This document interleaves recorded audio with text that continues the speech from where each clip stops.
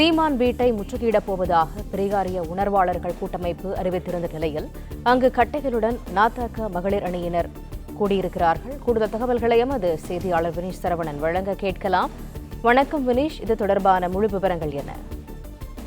நாம் தமிழர் கட்சியினுடைய தலைமை ஒருங்கிணைப்பாளர் சீமான் அவர்களுடைய வீடை முற்றுவதற்காக கிட்டத்தட்ட ஒரு 8க்கும் மேற்பட்ட பெரியாரிய அமைப்புகள் இன்றைய தினம் அவருடைய வீடை முற்றுகையிடுவதாக முயன்றதாக ஏற்கனவே காவல்துறை தரப்பிலிருந்து தெரிவிக்கப்பட்ட நிலையில் இந்த பகுதி முழுமையாகவே போலீஸ் பாதுகாப்பு பலப்படுத்தப்பட்டிருக்கிறது. குறிப்பாக அவருடைய இல்லம் முன்பாக அமைந்துள்ள பாலவாக்கம் சிக்னலில் 200க்கும் மேற்பட்ட போலீசார் தீவிர பாதுகாப்பு பணியில் ஈடுபட்டு வருகிறார்கள். அதாவது இந்த பெரியார் அமைப்புகள் அவருடைய வீடை முற்றுகையிட முயன்றால் அவர்களை உடனடியாக கைது செய்வதற்காக அங்கு 200க்கும் மேற்பட்ட போலீசார் தீவிர பாதுகாப்பு பணியில் ஈடுபட்டிருக்காங்க.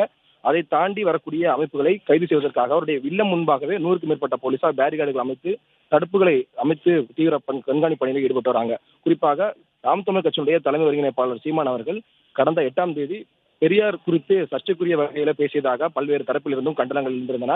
இந்த நிலையில்தான் அவருடைய வீடை முற்றுகையிட போவதாக கடந்த ஒரு வாரம் முன்பாக அந்த மே 17 இயக்கம் உட்பட பல்வேறு அமைப்புகள் அறிவித்திருந்தார்கள். இதுக்கு முன்னெச்சரிக்கை நடவடிக்கையாக தான் நாம் தமிழர் கட்சியினுடைய நிர்வாகிகள் நேற்று இரவே அவருடைய இல்லம் முன்பாக பந்தல் அமைத்து தங்கியிருந்தார்கள். இன்று காலை நேரத்தில் கூட கட்சியினுடைய நிர்வாகிகள் பெருந்திரளாக வந்து இங்கு சமைத்து உணவருந்தி வருகிறார்கள். அதே போல அந்த கட்சியினுடைய மகளிர் அணி நிர்வாகிகளும் ஒரு 10க்கும் மேற்பட்ட நிர்வாகிகள் கையில் கட்டுடன், அதாவது தடியுடன் இங்கு பாதுகாப்பு பணியில் ஈடுபடுவதாக அவர்கள் தெரிவிக்கிறார்கள். அவர்களிடம் கேட்கும் பொழுது அவர்கள் தரப்பிலிருந்து, அதாவது பெரியார் அமைப்புகளிலிருந்து தாக்குதல் நடத்தினால் பதில் தாக்குதல் நடத்துவதற்காக நாங்கள் தடியுடன் காத்திருப்பதாகவும், கருத்தியல் ரீதியாக சீமான் அவர்கள் பேசியிருந்தால் கருத்தியல் ரீதியாக தான் பதிலளிக்க வேண்டும், வன்முறை என்றது தீர்வாகாது. ஒருவேளை அவர்கள் எங்களை தாக்குதல் நடத்தினால், பெரியார் அமைப்புகள் எங்கள் மீது தாக்குதல் நடத்தினால் பதிலுக்கு தாக்குதல் நடத்துவதற்காக நாங்கள் தயாராக இருக்கிறோம்.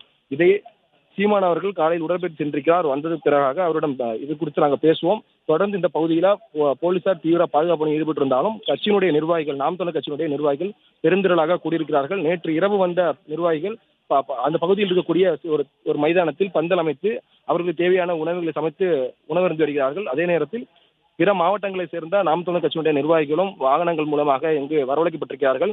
இந்த பகுதி முழுமையாகவே பரபரப்பு ஏற்பட்டிருக்கிறது. கடந்த வாரத்தில் கூட பெரியார் திராவிட அமைப்பின் சார்பில் இருந்து போராட்டம் நடத்தியிருந்தார்கள். நீலாங்கரையில் இருக்கக்கூடிய சீமான் அவர்களுடைய வீடை முற்றுகையிட்டு போராட்டம் நடத்தியிருந்தார்கள். அவர்களை உடனடியாக போலீசார் கைது செய்து அங்கிருந்து அப்புறப்படுத்தியிருந்தார்கள். இந்த நிலையில் சீமான் அவர்கள் மீது ஏற்கனவே 60க்கும் மேற்பட்ட காவல் நிலையங்கள்ல புகார் அளிக்கப்பட்டிருக்கிறது, வழக்கு பதிவு செய்யப்பட்டிருக்கிறது.